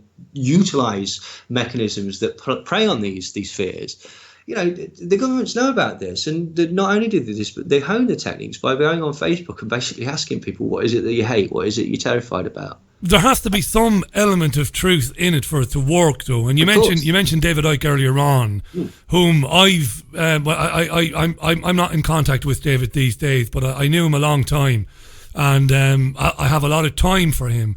And he doesn't have a racist bone in his body, and he's been saying for years that migrant flows have been weaponized to divide and conquer us, to divert our attention away from who's really pulling the strings. But the fact is, on the ground, these policies are felt hard, so that it is easy to make people blame the brown skin guy.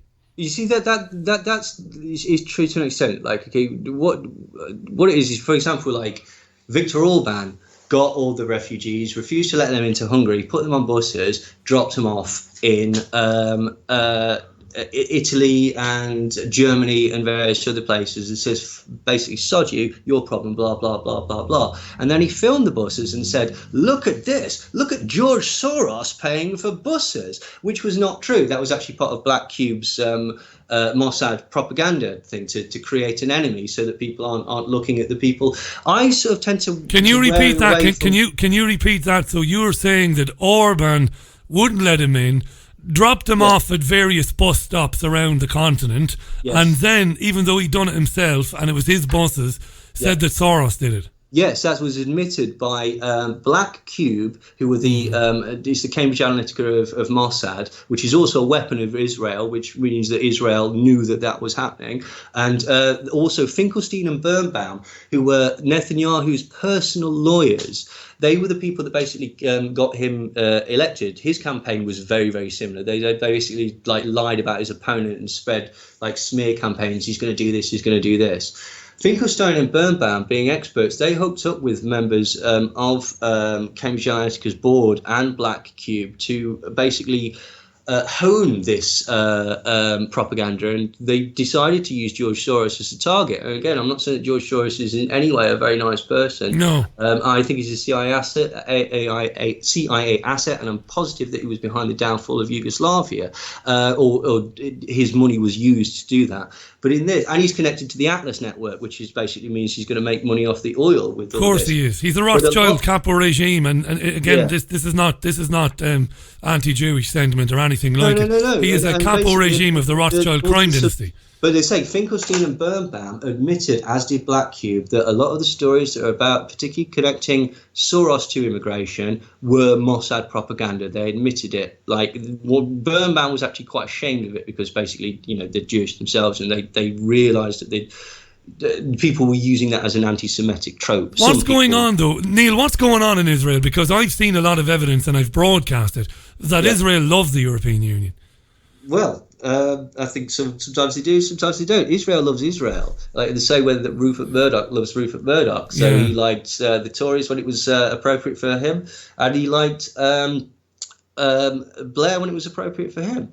So can I not summarize, but it's mind blowing stuff. This idea that you've got groups or a couple of groups of global elites on power on a scale that is incomprehensible to the likes of me, and they all want the same thing. They want global control of everything. And you've got people who want to do that through political unions, not just political unions, but TTIP and TPP and all of that. But on the other side of it, you've got neocon types who set up an organisation called the Heritage Foundation in 1973, some of the richest people in the world, and they want to do the same thing, but they don't like the idea of the European Union. No, they're for small government, which basically means no oversight to business. Like that, you know what I mean? Like that's always small government, that sounds great. Yeah, no, they don't want small government when it comes to being gay or abortion or drugs or anything like that. With that, they're very, very proponents of hard government, right? It's when they mean soft government or small government, they mean don't bother me about where I'm putting my tax. This is Neil Sanders you're listening. We've got about 5 to 10 minutes left on this. There's been a lot of tweets. I've got to read one or two. Patrick tweets, this is good stuff from Neil, albeit a tad cynical Farage. I'm very cynical. You are cynical. I'm totally cynical. I'm the most miserable, cynical, misanthropic person that's what for me. He says you're being a bit cynical about Farage. Let me read the rest of it. He says, there is certainly a major problem with out of control hashtag US or hashtag Europe should be standing against the policies, but not the EU, which has its own version of dysfunctionality. There's a lot of tweets on this from people. I said you need to go to twitter.com. David tweets, I've never even heard of the Heritage Foundation. Top detective work, that from Neil there. Thank you. Yeah, and check again, out the CNP, you'll be even more horrified. Yeah, absolutely. Here's Omari, and he has a take. I think he's more sympathetic to your argument than mine about nationalism, because I have a lot of sympathy for people who have nationalist feelings, and I don't mind expressing that. Omari says, Richie, I recently found out that via anthropology research by historians, the first people on Irish, Welsh, Scottish and English land were the pygmies, black people. So where does that leave the nationalists, or how did they come into the conversation? That's a comment there from Omari. Fair point. I mean, I have no problem with people being proud of stuff. Like, be proud. Like, when you use that pride to denigrate on other people, stop it. Come on. Yeah, but hang on a second. And I've got no problem again with. Let's have an argument. Let's have a punch up, me and you. Listen, what's wrong with somebody saying this place? I remember speaking to again David Icke once, and he was talking about Leicester. Yeah. Now, David Icke never talked about Muslims or Sikhs or anybody else in any negative way at all ever, and he said. Leicester, especially where I grew up, Richie said, it's unrecognisable. I said, what do you mean? And he said, well, I grew up there, and it was working class, white British people. Mm-hmm. And my particular part of Leicester now is now probably 75-80% people of colour from different parts of the world, and there are some white people left there. And a tweeter, a regular listener to the programme called Cartoon Drunk, who tweets all the time, interesting things to me. He said, look at Brick Lane in London. One time, very English, pie and mash, the pubs and all that. Now you got kebab shops and you've got a lot of Muslims. I want the people who don't like that to be heard without them being called racist. Now, I know you don't do that, but everybody else does that. They say, oh no, you're not entitled to feel a bit, unsettled by the fact that your whole neighbourhood or area has changed. You must be a fucking bigot. That's not true. They're not bigots. They're like, what's happened? That's all they're saying, is what I'm saying. Sorry, go ahead.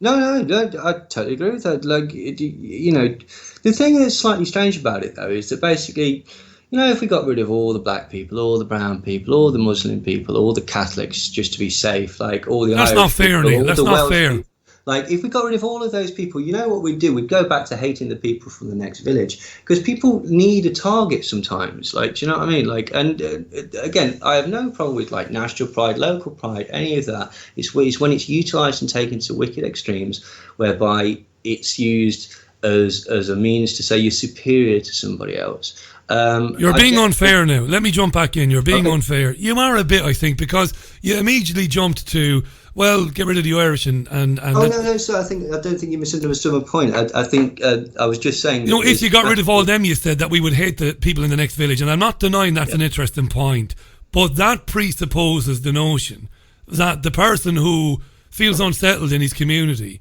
would happily see the back of the Muslims and the Sikhs.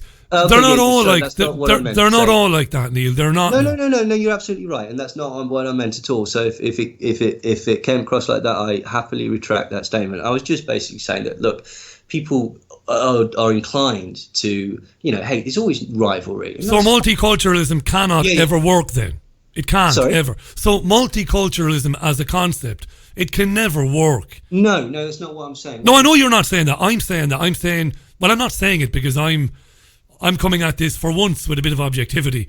Okay. I'm not saying that, but a lot of my friends, some of them people of colour, when I say friends, more like acquaintances, they say that multiculturalism does not work as a programme, as an agenda. It doesn't. What do you think? Well, a lot of people would disagree with them. Like, because although there's lots of areas where people say, don't like this, I don't like that, Italian restaurant over there, I don't like the fact that there's a Polish aisle in the supermarket. Yeah. Other people go, that's cool, I get Polish stuff. Fair enough. So I get your point. I totally agree. I totally get your point. And I see that some people would think that, and I'm not denying them a voice. I'm perfectly willing to listen to their side of the argument, because I think that's totally important. I think you're right. You can't dismiss these people. You disagree with me because I've had my say a million times on this programme. Let me give you your say, and I will not argue with you. I promise you. About what? About I this. don't really have a no, about what I'm going to say. About what I'm going to say next. Okay. Because I know you don't agree with this. This is why I'm going to put this point to you. Ooh, I believe that multiculturalism is an elite tool. and migration, very simply put, to keep people at loggerheads with one another and to never really search inside themselves for who their real oppressors are. I've always believed that. Go on. Our saint is Turkish, our favourite national dish is Indian, and our favourite monarch is German. At what point do we go back and say that's the point that multiculturalism wasn't started? Do we go back to the Romans? Do we go back to the Saxons? Do we go back to Neanderthals? Where do we go back? Well, at what point does multiculturalism start? That's the problem with culture. Well, we do know the answer to that. A fixed... it's not a fixed thing. Like, you know... No, it's not a fixed... Hang on now. It's not a fixed thing, but we know at points in history when it exploded. We know this, Neil. Sorry, what? You're right to say it's not a fixed thing, but we do know that there are historical points on the timeline of our history when it exploded post Second World War. And I know what you're going to say. But this is the thing as well, okay, because it's very complicated. Whenever there's an explosion of immigration and stuff like that, again, it's off the back of like a capitalist venture or off the back of a war. Like, do you know what I mean? Like, for example, the influx of Jamaican and Indian population was because all our men were dead. Because there'd been a war which was for capitalism, and you know, so it's problematic. That's my point. It's really, really complicated, and to sort of boil it down to it'd be fine if we could just get rid of this one group, or it'd be fine if we could just get rid of this one idea. On any side of the spectrum is wrong. I'm not saying that, by the way. That if we get rid of one group, Do you know what? What I ultimately I am a real conspiracy theorist, because everything you said was right. The men were dead. Jobs needed doing. You're absolutely 100% right, and I think you're amazing, Neil. NeilSandersMindControl.com. Check it out. I just think that this is so well planned out, so well thought out, this agenda, that it was planned for. I really do believe that. And look, you could beat me up all day long and say, Richie, I want proof.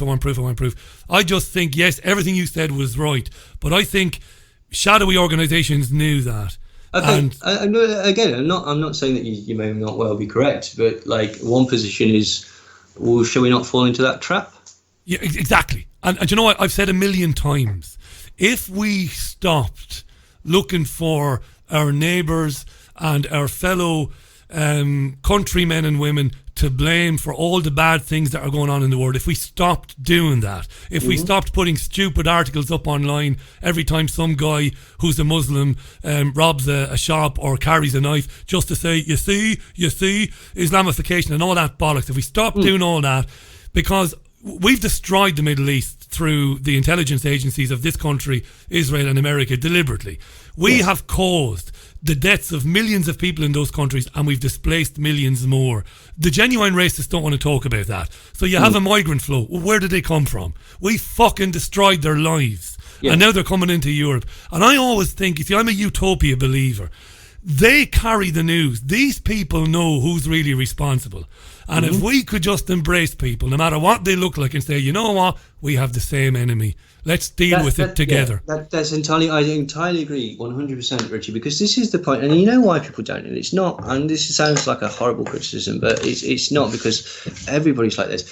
Is it easy to have a go at like, you know, the tangible problems that you can solve, like, you know, there's some people on our street that I don't like or whatever. Like, I know I'm being overly glib.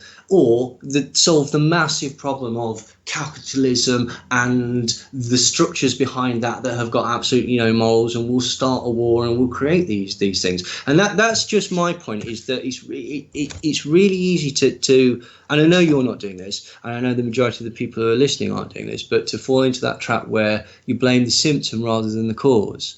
And unfortunately, these people, they are human beings, and they are the symptom. And again, I'm not naive enough to suggest that there are no problems, or that any of these sensations of anger are completely unfounded, because they're not. Like, that's the whole point of propaganda. But you've got to remember that these people are human beings, and again, you know, let's look at the cause rather than the symptom. Brilliantly said. The jackboot is like the sword of Damocles dangling over every one of us, and the person or entity that's dangling it wants us to kill one another while it laughs and it mops up whatever's left of us. That's what it does, and I totally believe that as an Irishman, as a real socialist. You know, the notion of people blaming people. But I used to call people racist all the time. I just stopped doing that because I can see how they've been manipulated. And to your credit, what you've done with your series of blogs is you've explained how people have been manipulated to become like that, to think like that, and to blame the other. But I do sympathise with those people. I don't see them as scumbag racists anymore, you know. Yeah. Like, the enemy in this is not normal people. No. Right, okay. Like, this is the point. This is the thing that people have been talking about. Again, people like yourself and David have been talking about for years. Like, you know, get the masses fighting amongst each other as a distraction, rather than looking at who's, you know, behind the curtains fiddling with levers and stuff like that. Do me a favour, mate. We're just about going to run out of time for today. Sorry that you've not been well with your back. There's nothing worse than that. Anybody who's ever had any back issues will know it's an awful thing. The blogs are amazing. Keep doing it. And you know that whenever there's any update, just come straight back on and we'll do another hour. You're brilliant. You've got such thick skin too. You know, you get researchers, they're always complaining about being attacked. You just get on with it and you have a laugh and you deal with it. But I'm perfectly. I may well be wrong, right? You know what I mean? Like, if I'm wrong, point it out. Like, you know, I want a discussion with people. You're not wrong. Well, thank you. That's very kind of you. Like, I mean, I don't think I them, but that's just because I've checked. I want to be wrong. I don't want to be right, because this is the people will say, oh, so you're left wing pro EU, are you then? Oh God, no, you've got me totally wrong. Right, okay. And my outlook is far bleaker than that. It's far bleaker, yeah. That's right. Well, people do that all the time. What? You hate Trump? Oh, you must be Hillary. No, stop. Yeah. Stop with that childish nonsense. Hillary Clinton and her husband are mass murderers. Stop. We know this. Fine, absolutely. This is fine. You know, I don't think there are any good guys. It's like Game of Thrones. It just shows the bad guys. There's just you and me. Hey, by the way, if you are a Game of Thrones fan, without giving any spoilers away, I felt they wrecked that whole series. Yeah. Right, see, right, okay. I get what you're saying, because you moved to the pacing was off. Yeah, the pacing was dreadful. Off, right, okay, but that's because you've got points from a sort of because I worked with. I understand why it went like that, because they didn't have the rich dialogue to fill. They just had plot points to get to. Now, I agree with you. It wasn't rich in the same way with character development, but you know what? We did get the most incredible spectacles in that last season. I thought it was satisfactory as a conclusion. I thought you could justify all of the things if you sort of like squinted a bit. But I thought, you know, some of it, and I won't say what, because, you know, people haven't seen it yet. But some of it was spectacular, and like I really enjoyed it. You know what I think people were most annoyed about was because it ended. Because it ended, I think you're right. I think when something I didn't want it to end either, man. Yeah. Like, I'm gutted. Like, and you know what? I didn't really want to get into it as well, because like I avoid it because I don't really like Dungeons and Dragons. And when people said, "Oh, it's all dwarves and orgies," I went, "Oh God, it's what Dungeons the hell, and Dragons." Don't want that. You know, it reminded me. I cried for a week when The Sopranos ended. But anyway, that's another story. Mate, you're brilliant. Neil Sanders, mindcontrol.com. This is genuine research, folks. This is top class journalism. Check it out, read it, and engage with Neil through his website. His books are not half bad either, and there are links to them there on Neil Sanders, mindcontrol.com. Have a brilliant weekend. Come back anytime, Neil. Thank you. It was a pleasure. Always a pleasure, Richie. Thank you. Cheers, buddy. Bye for now. Neil Sanders on the Richie Allen Show. That closes out the programme. Thanks so much to Neil for coming on the programme today. Look after yourselves and one another. I'll see you tomorrow at 9:30. Bye now.